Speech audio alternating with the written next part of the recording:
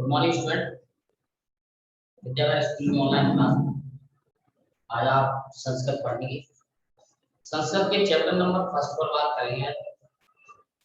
Book का नाम है शेमुषी और उसका पहला चैप्टर है भारतीय बसंत गीति। भारतीय बसंत गीति यह गीत आधुनिक संस्कृत साहित्य के प्रख्यात कवि पंडित जानकी वल्लभ शास्त्री की रचना काकली नामक गीत संग्रह से निकाला गया है, संकलित है।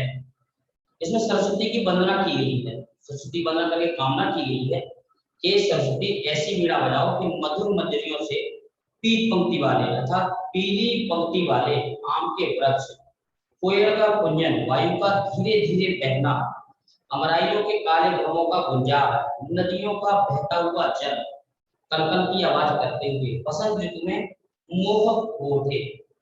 स्वाधीनता संग्राम की पृष्ठभूमि में लिखी गई यह गीतिका एक नवीन चेतना का आह्वान करती है।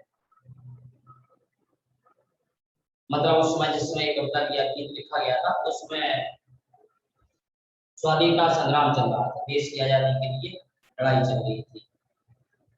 ऐसे वीणा स्वर की परिकल्पना करती है जो स्वाधीनता प्राप्ति के लिए जन समुदाय को प्रेरित करे।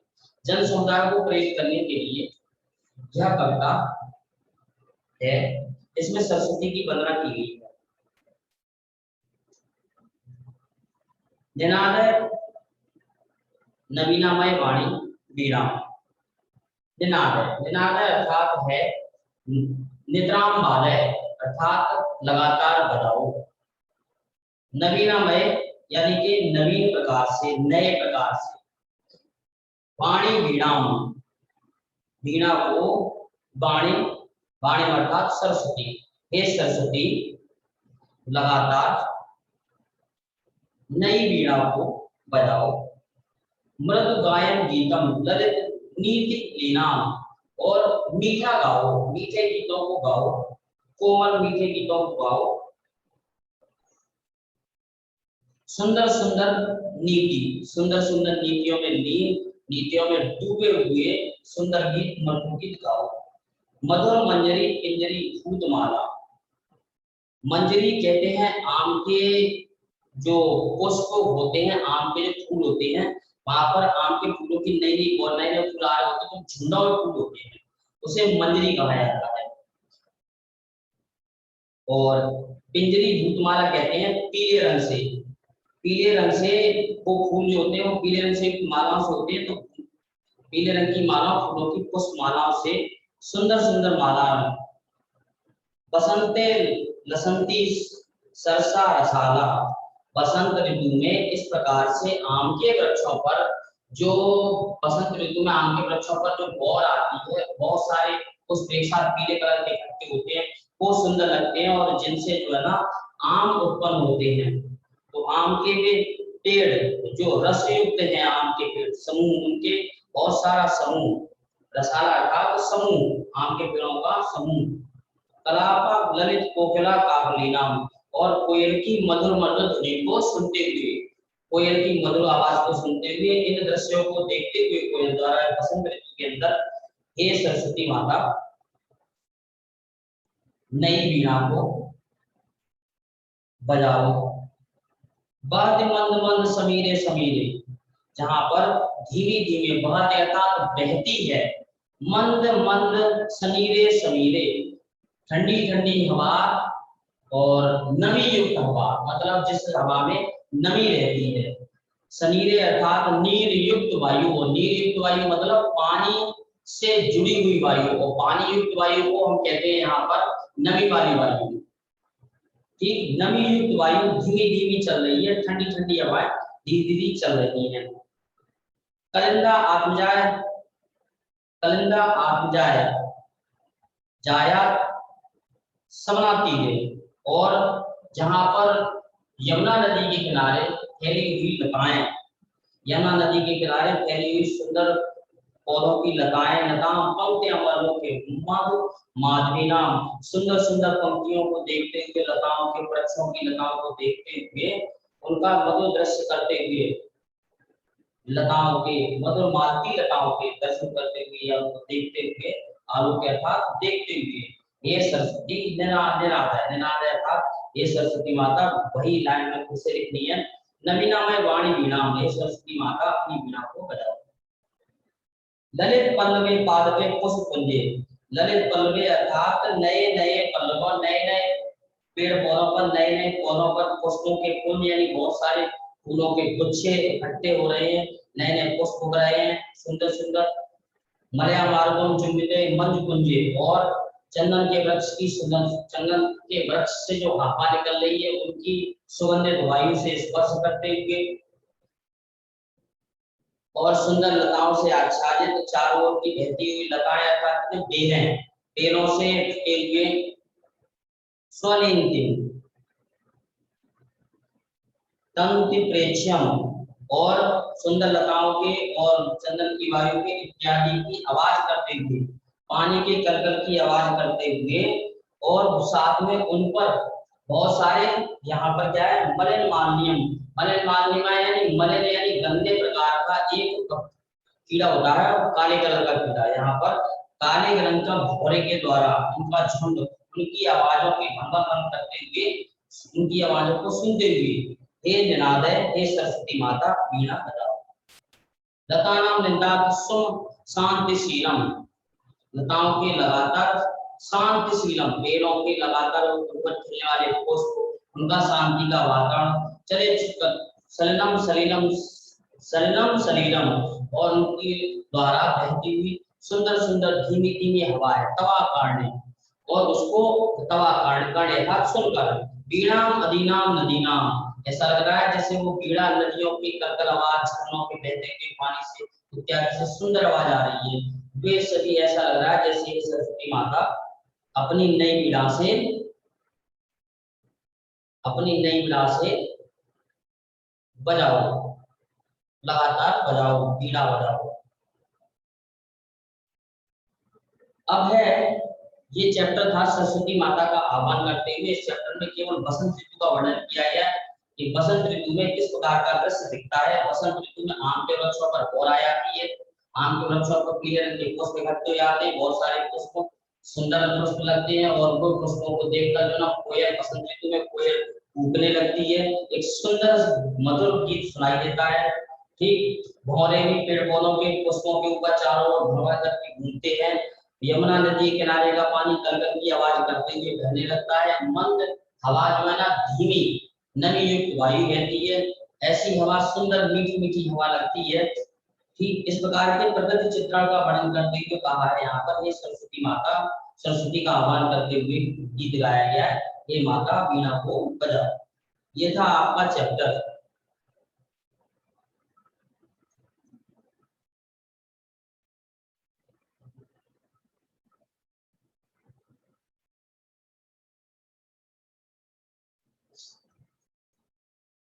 अब हम आते हैं चैप्टर के प्रश्नों के उत्तर पर। कवि वीणा पाड़ी किम कथ्यते, कवि के अनुसार वीणाम आपाण, वीणाम आपाण अर्थात वीणा को धारण करने वाली, यानी सरस्वती, वीणाम आपाण यानी वीणा को धारण करने वाली सरस्वती माता से किस लिए कहता है, यह प्रश्न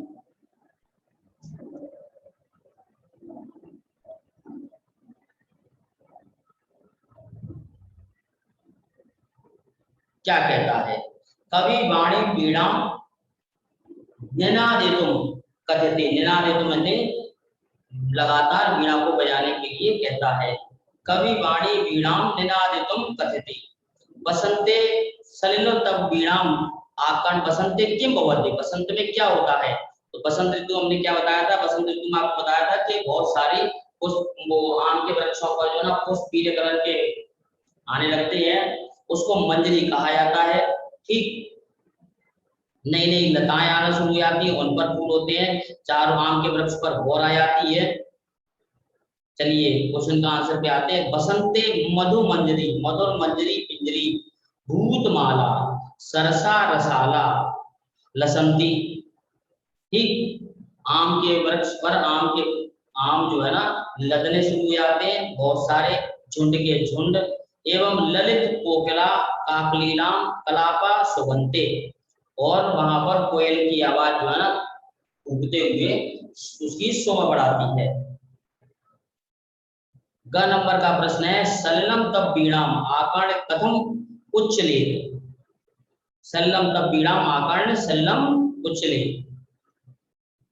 ग नंबर प्रश्न है, कवि भगवती भारती कस तीरे मधु दीवानाम नताम पंक्तिम अवलोक बीणा माजतम गति। देन आंसर इज कवि भगवती भारती कालिंद मजाया यमुनाम सवाना तीरे, सवाना तीरे मधुमाधवर्णियाम नताम पंक्तिम अवलोक बीणा वादितम कथित।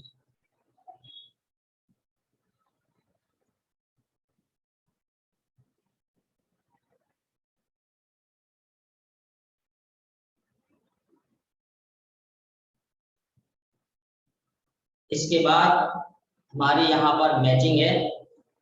यहाँ पर कस्तम पदानि कस्तंभे तेषां पर्याय पदानि भक्तानि चानि चित्वा पदानाम समीक्षे समक्षे लिखत। यहाँ पर दिया हुआ है कि यहाँ पर का और था दो स्तंभ हैं, दोनों स्तंभों में उनके सामने दिया गया क्या है, पर्याय शब्द दिए गए हैं, जिनको उनसे हमें मिलाना है, मैचिंग करनी है।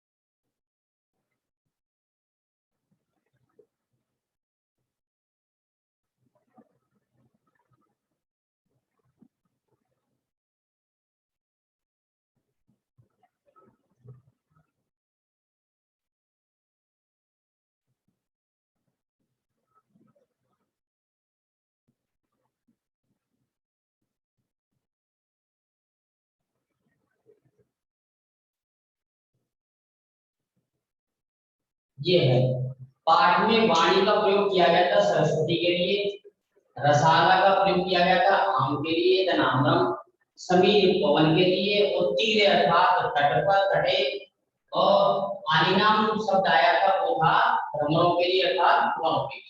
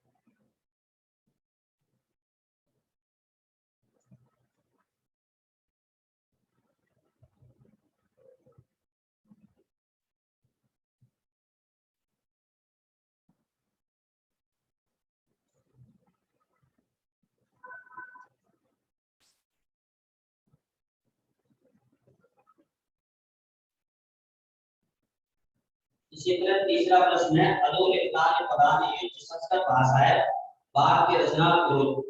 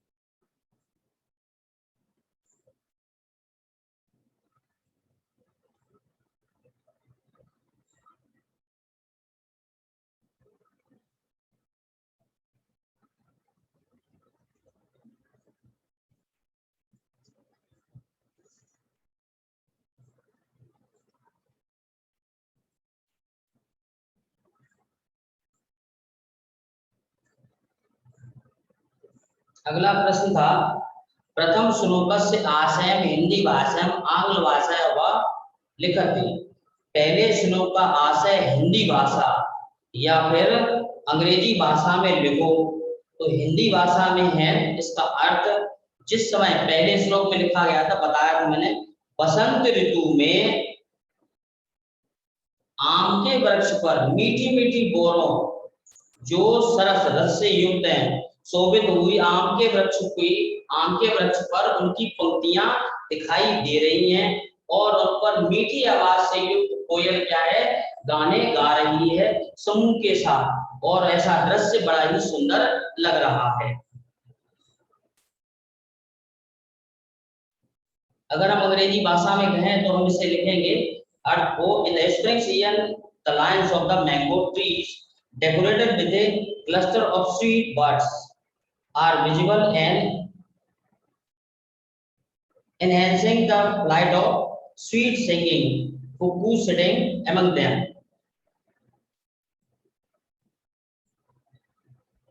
इसके बाद फिर हम प्रश्न नंबर 5 पर आते हैं। प्रश्न नंबर 5 में है, अधोलिखित पदानां विलोम पदानि लिखत। नीचे दिए गए शब्दों को क्या है, उनके विलोम शब्द लिखने हैं, जैसे कठोरम,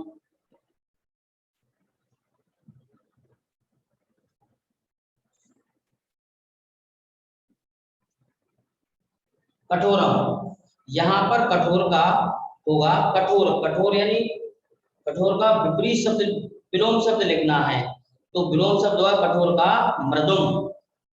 कटु, कटु का होगा मधुर। शीघ्रम, शीघ्रम अर्थात जल्दी, तो हम लिखेंगे क्या, शीघ्रम का मंद मंदम। प्राचीनम, इसके लिए लिखेंगे नवीनतम या नवीनम। नीरस, नीरस को लिखेंगे, नीरस का विलोम शब्द होगा सरसा। यहाँ पर नीरस का शब्द होगा सरसा।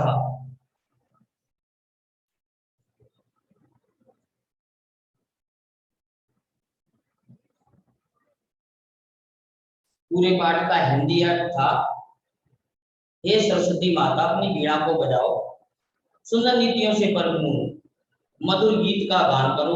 बसंत ऋतु में मधुर पंजरियां, मंजरियां क्या है, आम के वृक्ष की मंजरियां पीली हो गई है, आम के वृक्षों की माला उस पर सुशोभित हो रही है। मनोहर आवाज वाली कोयल का समूह, कोयलों का समूह वहां पर उनका बैठा हुआ आवाज करते हुए सुंदर लग रहा है, इसलिए हे वीणा, हे वाणी, हे सरस्वती माता अपनी नई वीणा बजाओ। और यमुना नदी के किनारे बेतस लताओं से घिरे हुए तट पर जल बिंदुओं से यानी जल की बूंदों से पूरित वायु मंद मंद बहने पर फूलों की झुकी हुई, फूलों द्वारा झुकी हुई लताएं यानी कि फूल से लदी हुई लताओं को, झुकी हुई लताओं को देखकर हे सरस्वती माता वीणा बजाओ। उसी प्रकार से नए नए पल्लव, नए नए पत्तियों के आते हुए, नए नए पल्लव का अर्थ है कि बसंत ऋतु में इन पौधों पर नई नई पत्तियां भी आना शुरू हो जाती हैं। नई नई पत्तियों, नए नए पल्लवों वाले वृक्षों और फूलों के ढेरों, फूलों के बहुत सारे झुंडों और सुंदर कुंजों पर, इन सब पर काले काले मोरों की आवाज करती हुई पंक्ति को देखकर हे सरस्वती माता अपनी वीणा बजाओ। लास्ट वाले श्लोक का अर्थ, तुम्हारी ओजस्वी वीणा को सुनकर सुंदर लताओं के नितांत सुमन, सुमन अर्थात पुष्प हिल उठे और नदियों का जल जो है खेलते हुए, पीड़ा करते हुए, आवाजें करते हुए उछल पड़ा है, और इस आवाज को सुनकर हे सरस्वती माता अपनी वीणा बजाओ। और इस प्रकार आपका ये चैप्टर फर्स्ट भारतीय बसंत गीति समाप्त। नेक्स्ट डे आपकी क्लास ये फिर बात करेंगे। Thank you.